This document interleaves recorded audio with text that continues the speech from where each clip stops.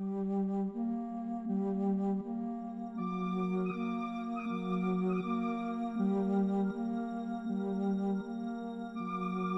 un lugar de la Mancha, de cuyo nombre no quiero acordarme, no ha mucho tiempo que vivía un hidalgo de los de lanza en astillero, adarga antigua, rocín flaco y galgo corredor.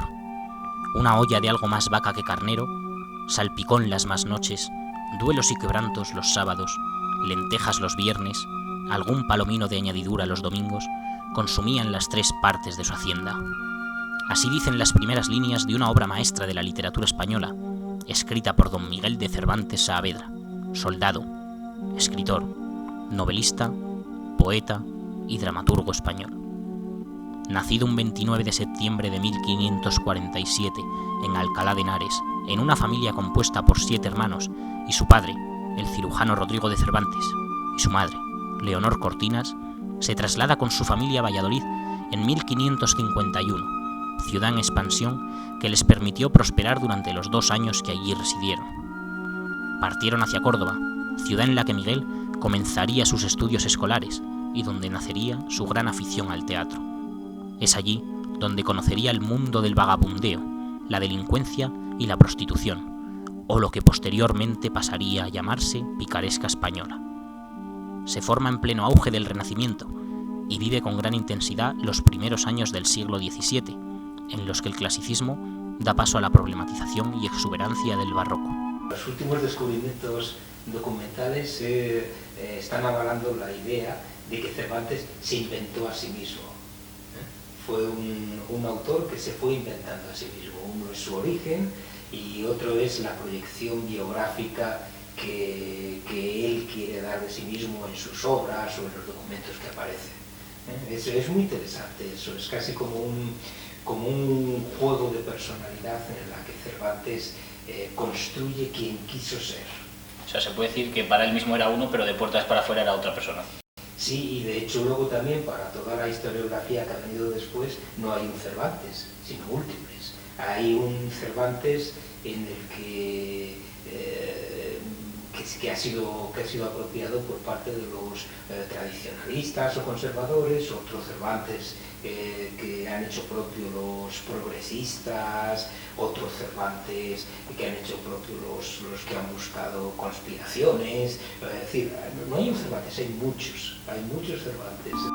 Se inicia en 1567 en la literatura, su verdadera pasión, que no abandonaría hasta su muerte.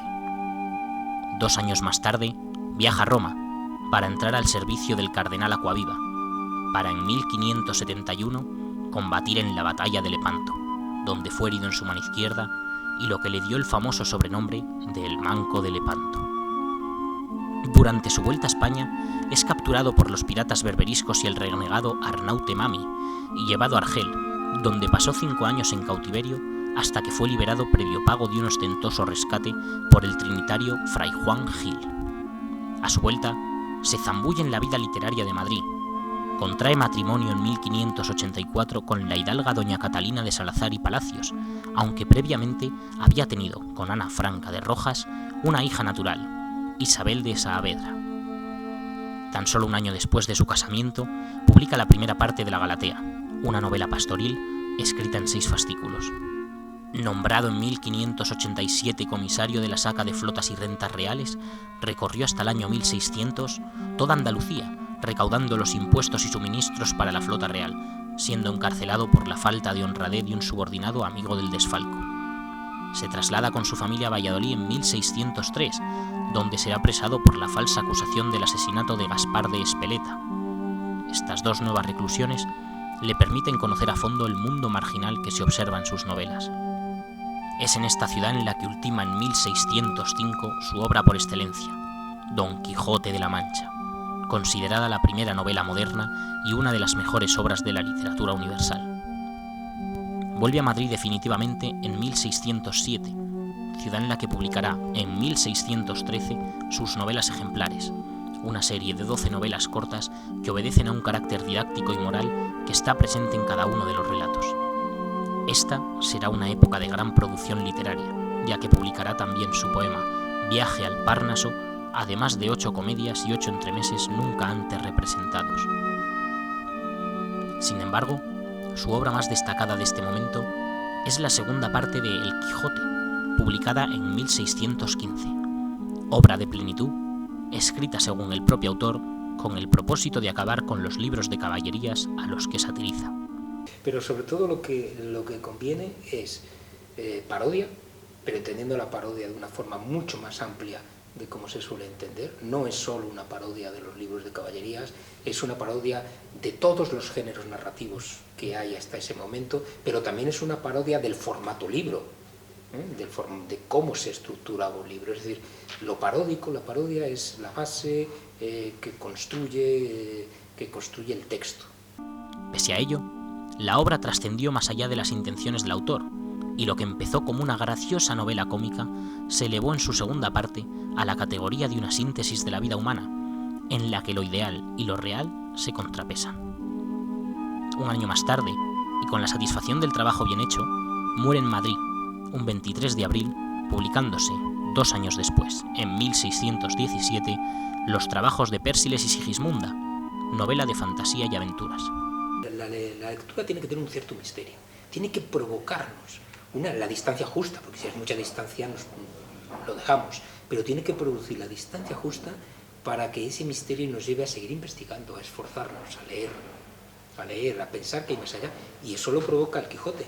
El Quijote tiene lo que yo llamo muchas capas de cebolla, es decir, el Quijote podemos leerlo simplemente como una novela entretenida de un loco que sale al mundo a intentar hacer el bien y no recibe más que golpes, pero luego podemos ir profundizando porque percibimos que hay más cosas, una lección de vida, una lección de filosofía, una lección literaria, percibimos todo eso. Conocido mayoritariamente por su obra novelística, por ser el aspecto más innovador en el panorama literario español, Cervantes encontró en la prosa el instrumento idóneo para dar vida a su rico y complejo mundo literario. Influenciado por las artes italianas, utiliza en sus obras un gran despliegue de voces y registros idiomáticos en los que la polifonía de su lenguaje se refleja en las distintas actitudes de los personajes ante la vida.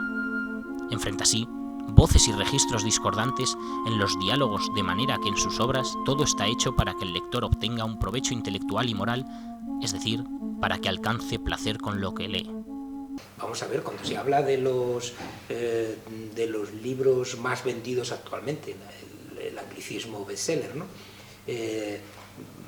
¿Qué tiene un bestseller? ¿Queremos sexo? El Quijote tiene sexo, es que tiene sexo hasta animal, tiene sexo de todo tipo. Queremos humor, tiene humor. Queremos aventura, intriga, tiene aventura, intriga.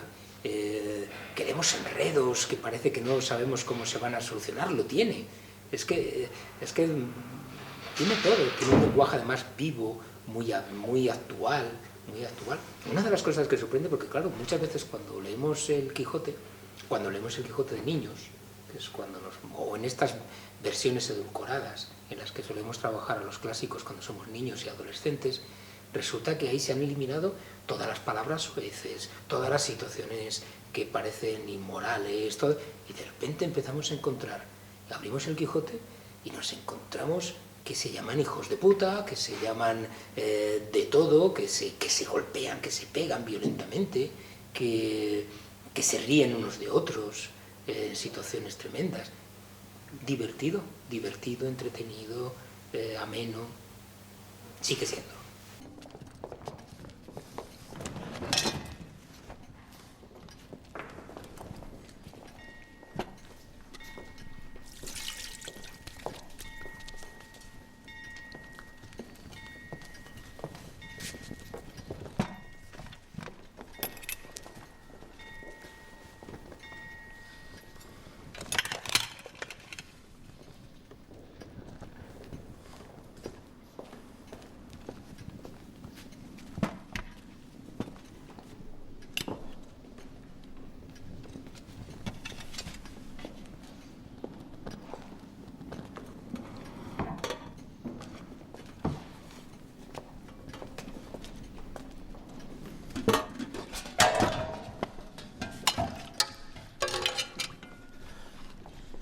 ¿Qué es esto?